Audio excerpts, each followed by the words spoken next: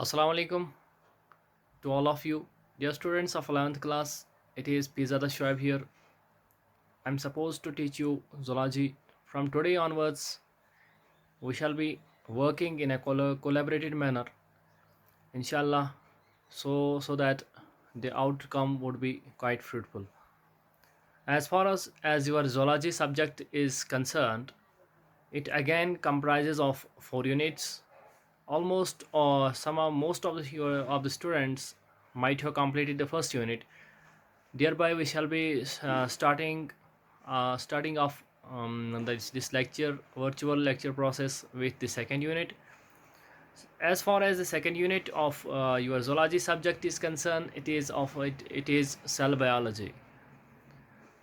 So, it is pretty important topic in the biological field. As far as the cell biology is concerned, it is that particular field of the biology which revolves around the basic entity of life which we call as cell. So, let's begin with the concept of cell. As far as the cell is concerned, तो बच्चों cell के बारे में आपने पहले भी 9th class में जाना होगा. तो सबसे पहले जब हम सेल की बात करते हैं, हम यूजुअली जब हमसे कोई पूछता है कि सेल जो है ये क्या है, हम बोलते हैं is the basic fundamental unit of life. But अभी तक ये बात सही थी कि हमने कहा कि basic fundamental unit of life है. लेकिन अब के बाद जो है, क्योंकि आप 11th क्लास में आ गए हैं, तो आपको एलॉबरेटेड मैनर में आपको थोड़ा ज़्यादा डीपर कंसेप्शन आपको डेवलप करना है, ताकि अगर कोई पूछता है आपसे कि cell basic fundamental unit of life है, अगर है तो ठीक है, अगर है तो क्यों है. तो you should be in such a position to explain that very much person who has asked or put a question before you, being science students. तो सेल की बात करते हैं तो बेस सबसे पहले याद रखना चाहिए कि इसका जो सेल क्यों कहा जाता है. सेल जो है एक्चुअली ये जो है लेटिन वर्ड से डिराइव, लेटिन लैंग्वेज से डिराइव किया हुआ वर्ड है. उसमें जब भी हम कोई नई चीज़ देखते हैं उसको हम उसी चीज़ का नाम देते हैं. अगर उसका नई चीज़ का नाम हमें मालूम तो क्योंकि नहीं होता है, तो हम उस चीज़ का नाम उसे देते हैं जो चीज़ हमें और जिसके चीज़ के साथ वो मैच करता हो. तो सेल जब सब दुनिया के सब सामने एक रहस्य था, एक सस्पेंस था कि अगर लिविंग ऑर्गेनिजम्स प्रेजेंट हैं, इनमें डिफरेंट फिजियोलॉजिकल प्रोसेसेस होती है, तो इनके पीछे जो है बेसिक यूनिट कौन सा है. तो तब जाके एक नया कॉन्सेप्ट दुनिया के सामने आ गया कि there is an entity which is basic fundamental unit of life, that is cell, that we know nowadays with cell. लेकिन उस टाइम जो है इसको नाम दिया गया सेल, बिकॉज लैटिन लैंग्वेज में एक वर्ड था इसको इसको चूँकि this was having resemblance with a hollow sphere.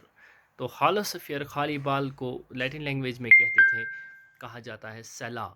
तो सेला जो है, सेला मीन्स हॉलोस्फीयर, तो वही वर्ड जो है सेला जो है वो शॉर्ट होते हुए सेल पर रुक गया. तो आगे बढ़ते हैं. तो ये जो बात थी सेल के बारे में जब दुनिया को मालूम पड़ा, ये बात है 1665 की. 1665 में एक साइंटिस्ट आया, एक बायोलॉजिस्ट आया जिसका नाम एक्चुअली वो माइक्रोस्कोपिस्ट था, माइक्रोबायोलॉजिस्ट था, जिसका नाम था रॉबर्ट हुक. उसने दुनिया के सामने एक ऐलान कर दिया कि जो बेसिक लिविंग ऑर्गेनिजम्स जो होते हैं उनमें जो बेसिक फंडामेंटल यूनिट जो है दैट इज़ सेल. तो इस सेल की डिस्कवरी का क्रेडिट जो जाता है ये रॉबर्ट हुक को जाता है. ये डेट क्या है, 1665, that I have mentioned over here. That is the it is 1665 Robert Hooke discovered the cell. As far as the cell is concerned, cell we call it as basic fundamental unit of life. Why? Because all the functions, all the structures of whether we talk of plants or animals, whether we talk of microscopic level of organisms or macroscopic or gigantic level of organisms, all the organisms present in this universe, their bodies are composed of, their structures are made up of these cells which we talk about or which Robert Hooke discovered in 1665. तो basic structure जो होता है तमाम living organism का वो बना हुआ होता है, किसका, वो बना हुआ होता है क्या बोलते हैं सेल का, और इसके साथ साथ all the functions, all the physiological functions which do take place inside the bodies of living organisms, they are also performed, they are also carried out by the virtue of these cells. That's why we call cell as the basic structural as well as the fundamental as the functional unit of life, or simply in some more simplifying it as the simply we call it as basic fundamental of life, unit of life. थोड़ा आगे बढ़ते हैं। तो दुनिया में एक ऐलान हो गया कि सेल बेस्ड तमाम लिविंग ऑर्गेनिज्म जो होते हैं वो बने हुए होते हैं हॉलो स्फीयर्स की, खाली बॉल की जैसे स्ट्रक्चर्स की। तो उसको नाम दिया गया क्या, सेल। उसका नाम जो है सेल दिया गया है। कब डिस्कवर हुआ, 1665 में। तो ये जो रॉबर्ट हुक ने उसके बाद एक बुक लिखी है जिसका नाम है माइक्रोग्राफिया। उसमें मैं थोड़ा बहुत कोट करता हूँ उसकी अपनी, उसमें जो बहुत सारा डिस्क्रिप्शन उसने दिया है, लेकिन उसमें एक लाइन जो है दैट इज़, उसने कहा कि I saw a honeycomb like structure. Cell को उसने कहा कि जब मैं टिश्यू ड्राई एक्चुअली जो ड्राई टिश्यू था उसने कॉर्क ऑफ प्लांट जो है लिया, उसको माइक्रोस्कोप के अंदर जो है वो ऑब्जर्व किया, तब जाके उसको क्या लगा, उसमें जो कंपार्टमेंट्स, हॉलो कंपार्टमेंट्स उसको लगे, जैसे हाँ शहद की मक्खियों का छत्ता जो होता है वैसे उसको लगा, खाली लगे। That's why he call it as cella और सेल। तो उसके बाद जो है अब जो खाली बाल जो है, क्या ये आज के दौर में, क्या हम लोग जहाँ मोर एडवांस्ड साइंटिफिक दौर से गुजर रहे हैं, तो आज के दौर में हमें ये मालूम है कि जो हॉनी कॉम लाइक स्ट्रक्चर और हॉलो स्फीयर लाइक स्ट्रक्चर जो था वो वैसा नहीं था, बल्कि इसके अंदर और भी एंटिटीज़ थी जिनको हम सब सेलुलर और इंट्रा सेलुलर मॉलिक्यूल्स और पार्टिकल्स और एंटिटीज़ कहते हैं, और सिंपली सेल ऑर्गेनेलिस के नाम से जिनको हम जानते हैं। तो उसके बाद सॉरी 1675 की बात हम करते हैं। 1675 में एक और माइक्रोबायोलॉजिस्ट आया जिस was named as Antonie van Leeuwenhoek, and Leeuwenhoek said और described that cells can have free life. तो उसने कुछ बैक्टीरिया को ऑब्जर्व किया कि वो अलग से मूवमेंट करते थे वाटर बॉडी में, स्टेगनेंट वाटर बॉडीज़ में। तो he described them as have to be having cellular structures. तो उसने ये कंसेप्ट दिया कि सेल्स जो होती हैं वो अलग अलग भी ज़िंदा रह सकती हैं। तो हम इसको कोइंसाइड कर सकते हैं इस कंसेप्ट के साथ कि लीवनहॉक ने कहा कि cells living organisms also can have unicellular type of living system, that is unicellular organisms do also exist in this universe। थोड़ा आगे बढ़ते हैं, 1809 की बात करते हैं। जेन बेपेस्टे लेमार्क एक और साइंटिस्ट था जिसका नाम लेमार्क है। उसने कहा कि no life is possible without cellular structure. तो उसने भी काम किया इसी कंसेप्ट पे, रॉबर्ट हुक के सेल कंसेप्ट पे। तो उसने भी यही कोइंसाइड, उसी कंसेप्ट के साथ वो कोइंसाइड हुआ कि सेल जो लिविंग ऑर्गेनिजम्स जो हैं वो उनमें लाइफ जो है वो पॉसिबल नहीं है जब तक ना वो सेल्स के बने हुए होंगे। थोड़ा आगे बढ़ते हैं, 1831 की बात कर रहा हूँ। एक बहुत अहम डिस्कवरी हमारे सामने आई 1831 में। Scientist namely as Robert Brown, he came up with the concept that there is a most important structural unit present within the cellular structure or within the cell. He described it as nucleus. तो nucleus जो है इसकी discovery का श्रेय जो जाता है वो रॉबर्ट ब्राउन को जाता है। कब की बात मैं कर रहा हूँ, 1831 की बात कर रहा हूँ। तो और आगे बढ़ते हैं, 1835 में एक और साइंटिस्ट आया जिसका नाम था फ्लेक्स द जर्दीन ने क्या कहा कि उसने देखा कि प्रोटोजोअन्स एक ग्रुप, आपने पहले यूनिट में पढ़ा होगा, प्रोटोजोअन जो है एक ग्रुप ऑफ ऑर्गेनिजम्स है, यूनिसेलुलर ऑर्गेनिज्म, उनके उसने देखा, उन पे काम किया। तो उसने कहा कि उनकी सेल्स की अंदरून में एक जेल लाइक सब्सटेंस प्रेजेंट है, और उस he name that gel like particular substance as Sarkot.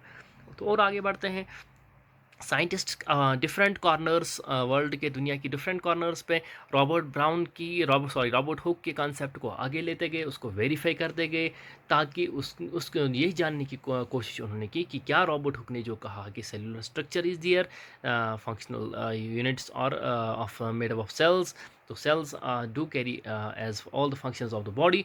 क्या ये सच है या नहीं है, उसी चीज़ को वेरीफाई करने के लिए डिफरेंट साइंटिस्ट ने डिफरेंट कॉर्नर्स पे अपना अपना काम किया। तो 1839 की बात मैं कर रहा था, दो इम्पोर्टेंट साइंटिस्ट आए, एक का नाम था शाइडन, दूसरे का नाम था Schwann. They came up with the concept called as cell theory.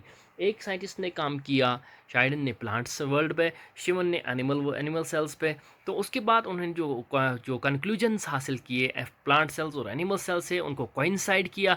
तो उन्होंने देखा कि almost all the structures present और all the structural development or structural organization of plant and animal cells or the same or why the same, beside having a bit of difference. For example, उन्होंने कहा कि cell wall की difference है, plastids की difference है, otherwise जो plants जो होते हैं और एनिमल्स दोनों जो होते हैं वो both the living these entities are composed of cells. तो they came up with this different concepts regarding plant cells and animal cells. तो उसको कलेक्टिव मैनर में एक नाम दिया गया है, we know nowadays that concept in the form of cell theory.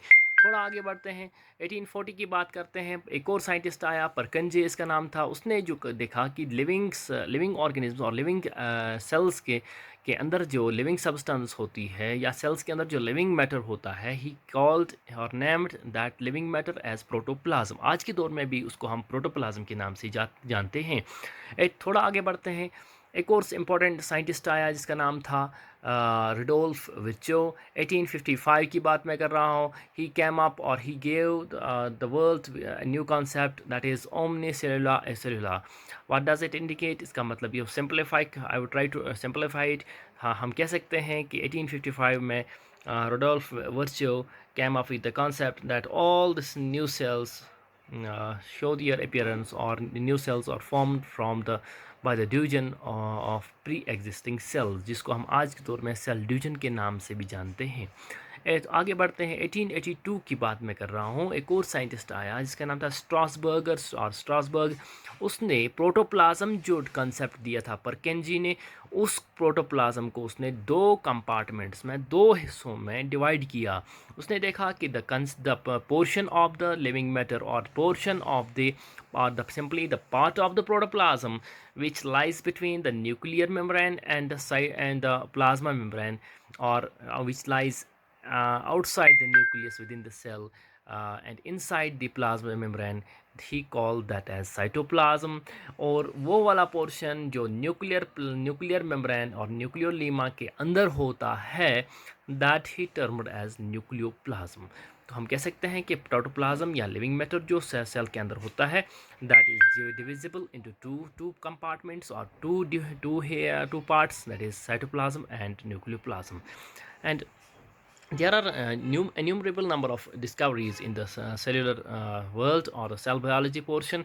We shall be taking up one by one all these concepts, and afterwards we shall be studying in our upcoming lectures. We shall be taking up the different concepts in the field of cell biology one by one. I would definitely try to simplify it, but you should come up with the suggestions regarding the lecture, किस language में हम पढ़ाएं आपके लिए आसान हो जाए। तो कौन सी लैंग्वेज आपको बेटर सूट करेगी, कौन सा लेवल आपको चाहिए, उस हिसाब से आप मुझे सजेस्ट कीजिए, करते रहिएगा। तो ताकि इंशाल्लाह अपकमिंग लेक्चर्स में हम जो बात करेंगे, सेल की वही बात कंटिन्यू करेंगे।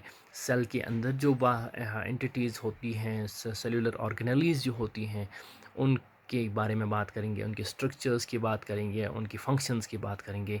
साथ ही साथ में और जो सेल डिवीजन के कॉन्सेप्ट्स हैं या जितने भी कॉन्सेप्ट्स हमारे पास है, कोशिश करेंगे कि जो लॉस हो रहा है, जो रूटीन स्कूलिंग जो है, तो उसकी एब्सेंस में हम थोड़ा बहुत कंपनसेट करने की कोशिश करेंगे। वो पूरा तो नहीं कर सकते हैं, लेकिन कोशिश करेंगे अपने हिसाब से। लेकिन आपका कोऑपरेशन चाहिए, आपका सपोर्ट चाहिए। आपको व्यू करना है, यूट्यूब पे हम लेक्चर्स अपलोड करते रहेंगे, आपको व्यू करना है। जितना आप व्यू करेंगे उतना आप समझ सकते हैं। आपके लिए ये चीज़ फ़ायदेमंद है कि यूट्यूब पे अवेलेबल रहता है ये लेक्चर, एक बार नहीं, 2 बार नहीं, 3 बार नहीं, जितनी बार आप चाहें इसको व्यू कर सकते हैं, तो अपने कॉन्सेप्ट्स को क्लियर कर सकते हैं। साथ ही साथ साथ में हम आपको इस ई कंटेंट के साथ साथ मैं आपको रिटन कंटेंट के फ़ोटोग्राफ्स और स्नैपशॉट्स आपको बेस ग्रुप में शेयर करता रहूँगा, ताकि जो नेटवर्क इश्यूज़ हमारे पास हैं, क्लियरिटी के रिगार्डिंग, जो हमारी विजिबिलिटी के रिगार्डिंग जो है हमारे पास क्लियर नहीं आता है, चाहे वॉइस की बात करें या वीडियो की बात करें, उतना क्लियरेंस इसमें प्रेजेंट नहीं होता है। तो उस चीज़ को दूर करने के लिए हम आपके साथ शेयर करते रहेंगे नोट्स वगैरह जो हैं, लेकिन तब तक ये सक्सेसफुल रहेगा जितना आप इस चीज़ को वॉच करते रहेंगे। Thank you very much dear students. तो अगले अगले लेक्चर में हम इसी सेल बायोलॉजी को आगे लेकर जाएंगे। Thank you enough for today. अस्सलाम वालेकुम।